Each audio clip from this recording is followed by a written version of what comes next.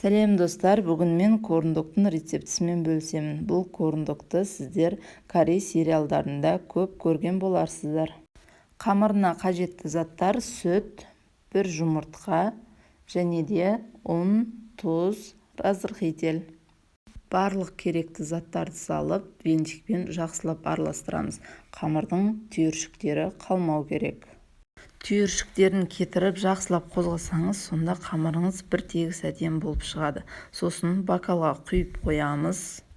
Менде осындай сосиска. Бұл сосискаларды мен екіге бөліп аламын. Екіге бөлген себебім, менің шпажка таяқшаларым кішкентай әрі табанның кішкентайлығына байланысты екіге бөлдім. Ал енді сосисканы осылай батырып аламыз да, айналдырып, сосын кептірілген нанның ұнтағына салып аламыз. Сосын майға қуыра береміз.